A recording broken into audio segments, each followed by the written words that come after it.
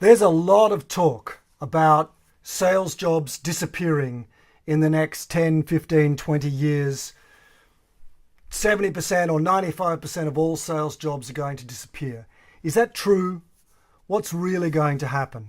Well, the short answer is nobody knows. Nobody. But I'd like to spend a couple of minutes just explaining what's happening and what a salesperson can do about what's happening. Back in mid-90s, 1995, I spent a few months playing with a thing called an artificial neural network when it was brand new and there was a lot of hype, and I was using it to classify rocks. This is before I got into sales, and it didn't work. In fact, it was completely fruitless, but I've kept track with that technology because I have a personal hobby, if you like. I'm very interested in the wiring diagram of the human mind. I want to understand cognition and intelligence.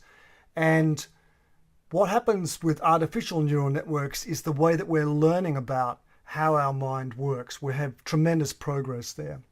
So I've kept track with the technology, and I'd like to explain as simply as I can what's happening and why all of this fear. Well, we have an exponential technology explosion. Exponential curve looks like this. And the reason is we use tools to develop better tools. If we go back 1,000 years, we were using iron tools to create better iron tools. That's what an anvil is, for example.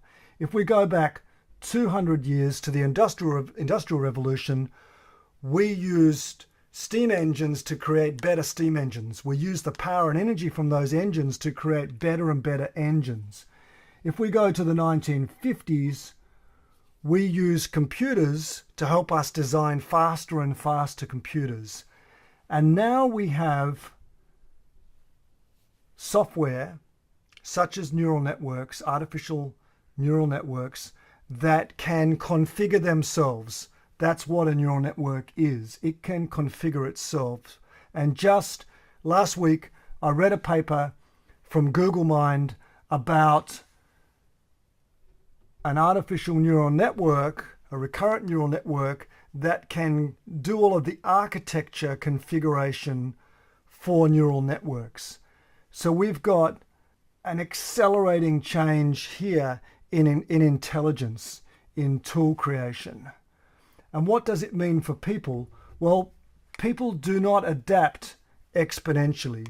We have managed to stay above this curve. Humans have adapted. But what happens when it goes vertically like that? Well, in nature, exponentials don't go vertically forever.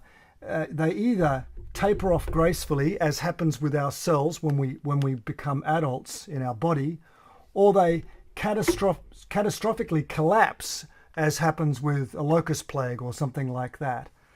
But we don't know what happens in a technology intelligence explosion because it's never happened. And we don't know what happens to people, what happens to humans.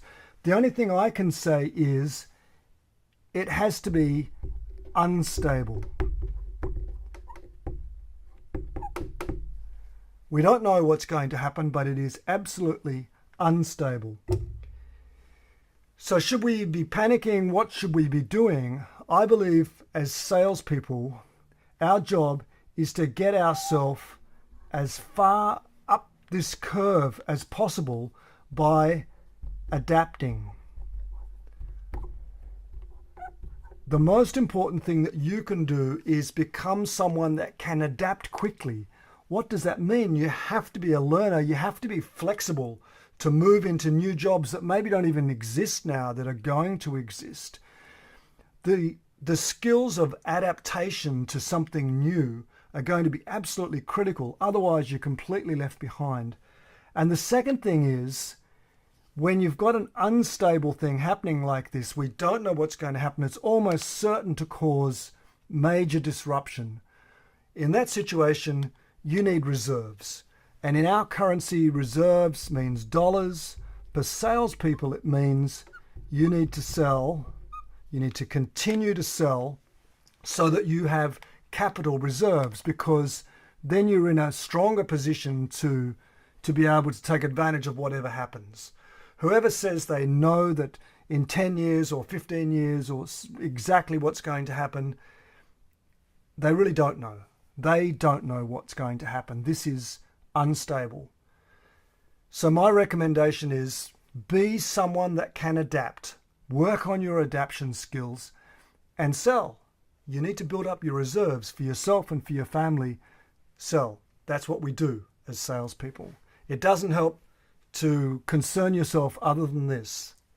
I'm Mike Adams. I hope this has been of help.